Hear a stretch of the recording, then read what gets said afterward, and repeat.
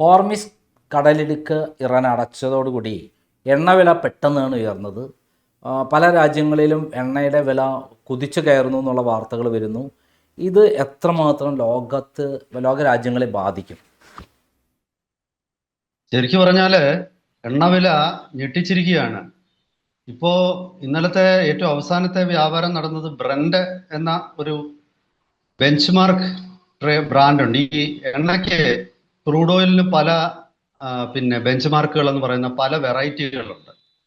അതിലെ ഏറ്റവും വില കൂടിയ ഒരു വെറൈറ്റിയാണ് ബ്രന്റ്. ഇതാണ് ഈ ഒരു അതൊരു ഒരു അടിസ്ഥാന സൂചികയായിട്ട് വേണമെങ്കിൽ നമുക്ക് പറയാം. ഇന്നലെ അതിന്റെ വില ഏറ്റവും ഒടുവിൽ ഇപ്പം മീഡിയയിലൊക്കെ വന്നതേ ഉള്ളൂ. ഒരു അരമണിക്കൂറിന് മുമ്പ് $114 ബാരലിന് എന്നുള്ള ഒരു വലിയ നിലയിലേക്ക് എത്തി. 100 എന്ന ഒരു ബാരിയർ ഭേദിച്ചു ബ്രന്റ്. അതിനേക്കാൾ വിലക്കുറവുള്ളതാണ് അമേരിക്കയുടെ ക്രൂഡ്. അതിന് പറയുന്നത് വെസ്റ്റ് ടെക്സാസ് ഇൻഡെക്സ് എന്നാണ്, WTI. ആ WTI ബാരലിന് $108. അപ്പം ചുരുക്കി പറഞ്ഞാല് സ്വർണം പോലെ ഒരു റാലി തുടങ്ങിയിരിക്കുകയാണ് ക്രൂഡ് ഓയിലും. വല്ലാത്ത ഒരു സ്ഥിതിവിശേഷമാണ്. നമ്മളെ ഇന്ത്യയെ പോലുള്ള എണ്ണ ഇറക്കുമതി ചെയ്യുന്ന രാജ്യങ്ങളെ സംബന്ധിച്ചിടത്തോളം ഇതിന്റെ ഒരു ബുദ്ധിമുട്ട് ഇപ്പൊ നമ്മൾ അനുഭവിക്കാൻ തുടങ്ങും. 2005 തൊട്ട് ഇപ്പൊ 2026 വരെയുള്ള ഒരു കാലഘട്ടം എടുത്താൽ ഈ എണ്ണ വില കയറുകയും ഇറങ്ങുകയും ചെയ്തുകൊണ്ടിരിക്കും. ഈ ഇംഗ്ലീഷിൽ വോളറ്റൈൽ എന്ന് പറയുന്ന ഒരു വാക്കുണ്ട്. അതായത് അത് ഒരു സ്ഥിരതയില്ല. ഇങ്ങനെ നിൽക്കുന്നത് ഇപ്പം കയറും, നിൽക്കുന്നത് ഇപ്പം താഴോട്ട് പോയി. ആ ഒരു വോളറ്റൈലിറ്റിയുടെ ഏറ്റവും ഒടുവിലത്തെ ഒരു ഉദാഹരണമാണ് ഇപ്പോൾ നടന്നുകൊണ്ടിരിക്കുന്നത്.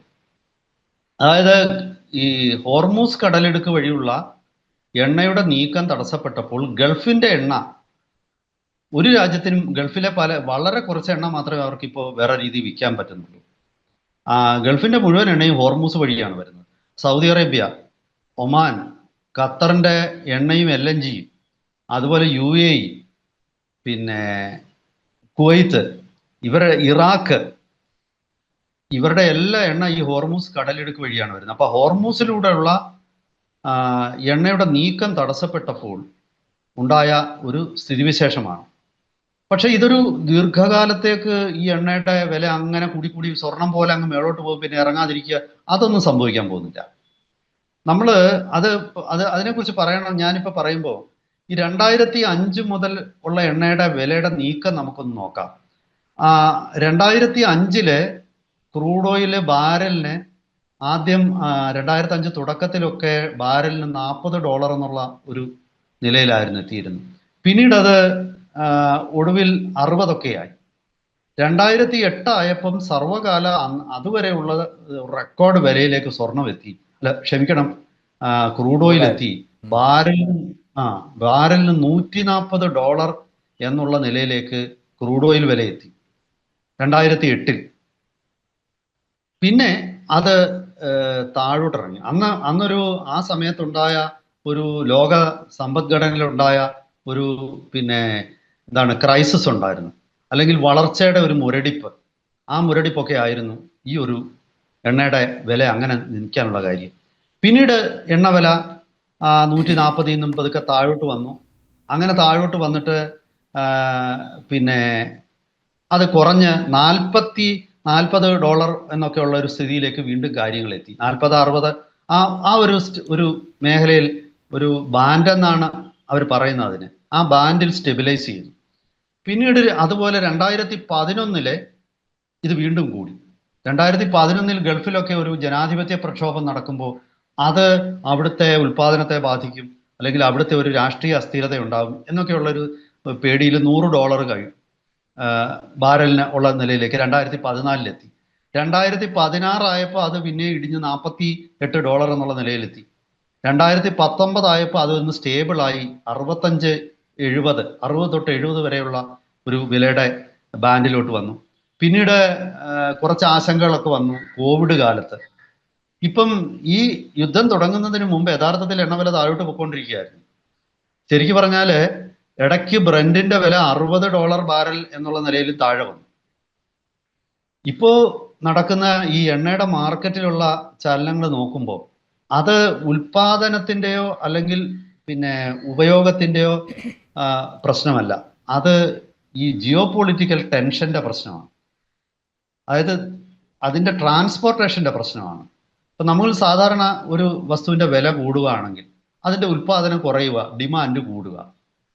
ഇപ്പൊ സ്വർണത്തിന്റെ വില എന്തുകൊണ്ടാണ് ഈ ഇങ്ങനെ കൂടിക്കൊണ്ടിരിക്കുന്നത്? സ്വർണത്തിന്റെ ഉൽപാദനം കുറവാണ്, ആവശ്യക്കാരങ്ങ് ഒത്തിരിയാണ്, സ്വാഭാവികമായിട്ടും വില കൂടും.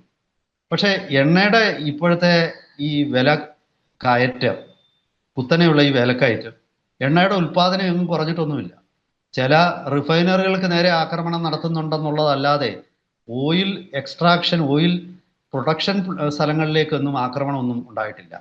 പക്ഷേ ഇവിടെ ഉണ്ടായത് 100-ലധികം ടാങ്കറുകൾ നീങ്ങാൻ പറ്റാതെ കിടക്കുകയാണ്. ഈ ഹോർമൂസിലൂടെ മുന്നോട്ട് കൊണ്ടുപോകാൻ പറ്റത്തില്ല. ഇപ്പം ഉദാഹരണത്തിന് പിന്നെ ഈ കേരളത്തിൽ വരുന്ന പച്ചക്കറിയുടെ വില കൂടുന്നു. തമിഴ്നാട്ടിൽ പച്ചക്കറിയുടെ ഉൽപ്പാദനം കുറഞ്ഞിട്ടില്ല.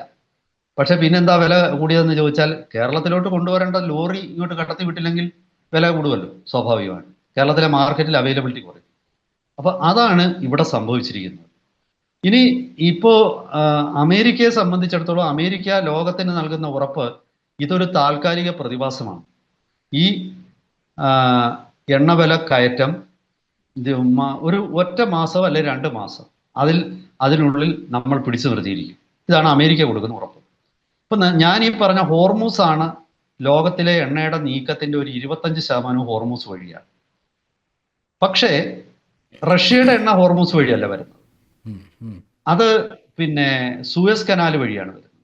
അതല്ലെങ്കിൽ കേപ്പ് ഓഫ് ഗുഡ് ഹോപ്പ് എന്ന ആഫ്രിക്കയുടെ മുനമ്പ് ചുറ്റിക്കറങ്ങി ടാങ്കറുകൾ. കുറച്ചുകൂടെ ചെലവാണ്, കുറച്ചുകൂടെ സമയമെടുക്കും. പക്ഷെ ഓൾട്ടർനേറ്റീവ് ആയിട്ടുള്ള റൂട്ടുകളുണ്ട്. പിന്നെ അമേരിക്ക നൽകുന്ന ഉറപ്പ്, വെനിസ്വേലയുടെ എണ്ണ ഈ വരുന്ന മാസങ്ങളിൽ അമേരിക്ക ഉൽപാദനം കുത്തനെ വർദ്ധിപ്പിക്കും.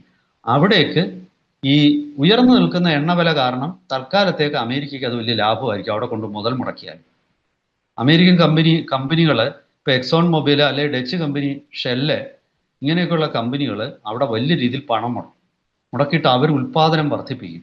ഇപ്പോൾ ഉൽപാദനം കുറച്ച് നാളായിട്ട് അവിടെ ഈ പണം മുടക്കാൻ ഇല്ലാത്ത കാരണം പിന്നെ അത് വളരെ കുറഞ്ഞ രീതിയിലായിരുന്നു ഉൽപാദനം നടന്നത്.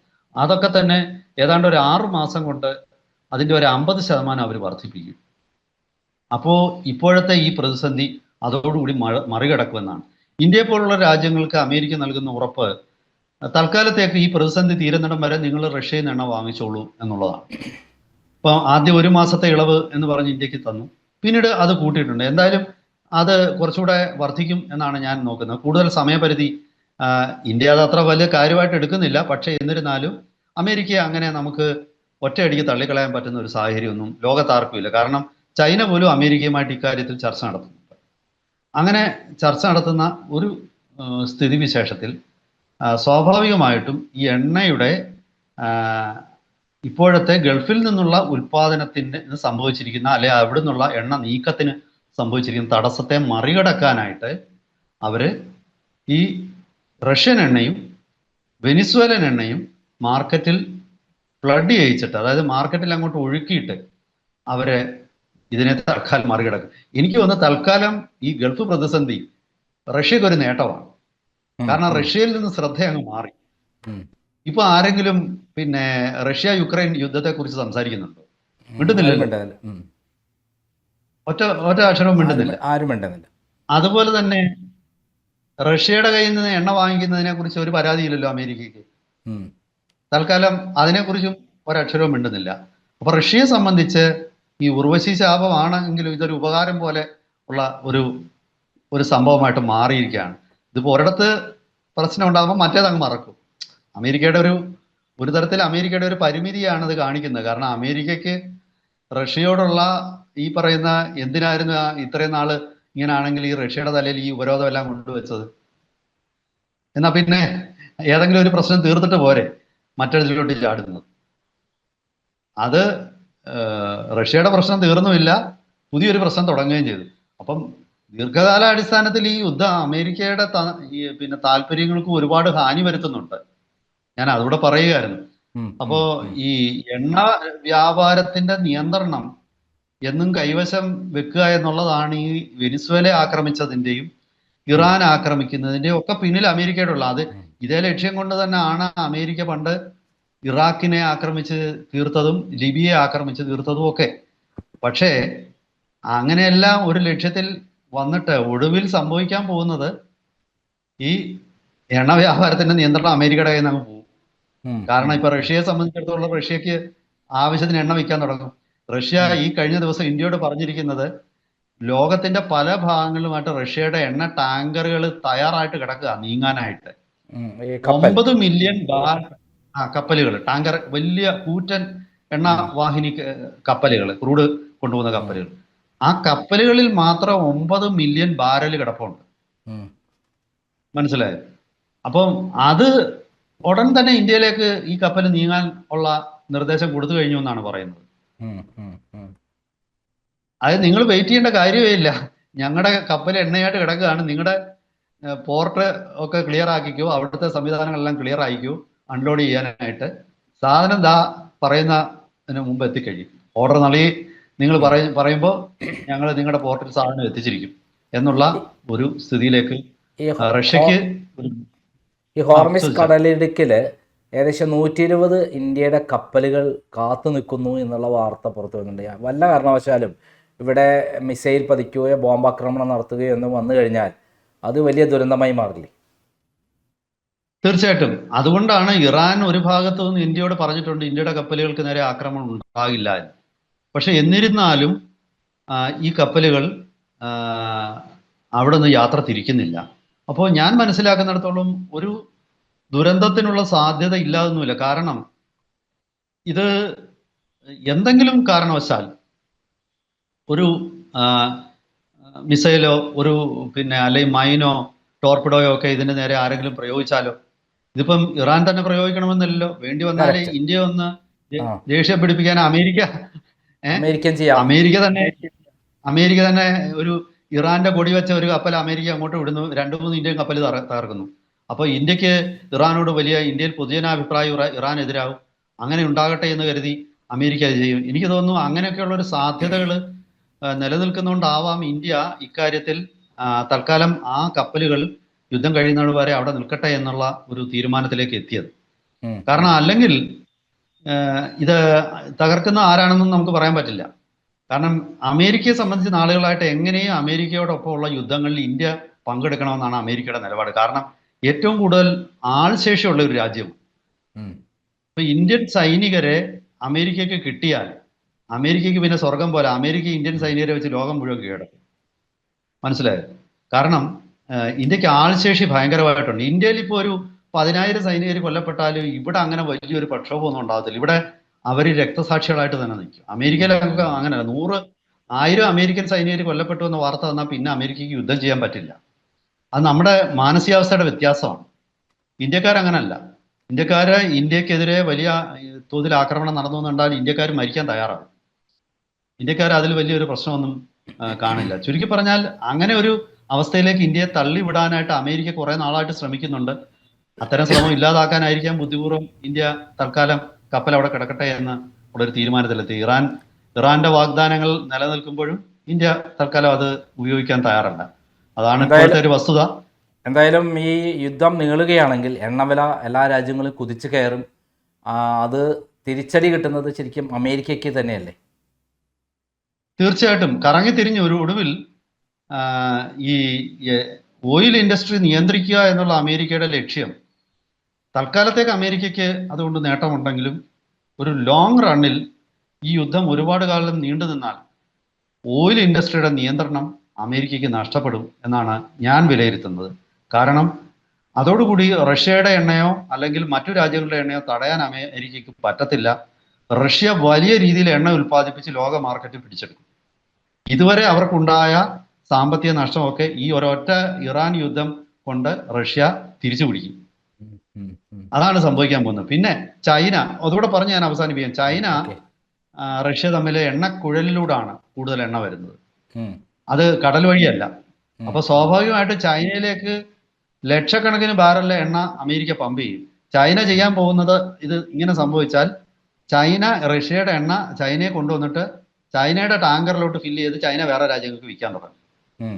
ചൈന ഒരു ഇടനിലക്കാരനായിട്ട് മാറും. ഇങ്ങനെയൊക്കെയുള്ള ഒരുപാട് അപകടങ്ങൾ അമേരിക്കയെ കാത്തിരിപ്പുണ്ട് വരും ദിവസങ്ങളിൽ. അത്ര ശരിക്കും ഒരു എളുപ്പമല്ല. ശരിക്ക് റഷ്യയും ചൈനയും ഇറാന്റെ കൂടെ നിന്നാൽ ഈ യുദ്ധത്തിന്റെ ഗതി തന്നെ മാറില്ലേ ശരിക്കും? അത് മാറും. പക്ഷെ റഷ്യ അങ്ങനെ ചൈനയുടെ കൂടെ നിൽക്കില്ല. ചൈന തൽക്കാലം ആരെയും സപ്പോർട്ട് ചെയ്യത്തില്ല. ചൈനയ്ക്ക് ആവശ്യം, ചൈനയ്ക്ക് ഒരു വലിയ ഗൂഢപദ്ധതിയുണ്ട്. ഈ യുദ്ധം നീളണം എന്നാണ് ചൈന ആഗ്രഹിക്കുന്നത്. ഈ യുദ്ധം നീണ്ടാൽ ചൈനയെ സംബന്ധിച്ചിടത്തോളം തൈവാനിൽ ചൈനയെ ആക്രമിച്ചാൽ അമേരിക്കയ്ക്ക് തടുക്കാനുള്ള ശേഷി ഇല്ലാതാവും. അത് നമ്മൾ കാണുന്ന സിമ്പിൾ ലോജിക് അല്ല. ഈ യുദ്ധം നടക്കാൻ യുദ്ധം തുടങ്ങിക്കഴിഞ്ഞു. ഈ യുദ്ധം ഇനി തുടരാൻ ഓരോരുത്തർക്കും ഓരോ കാരണമുണ്ട്. ഓരോരുത്തർക്കും ഓരോ താല്പര്യമുണ്ട്.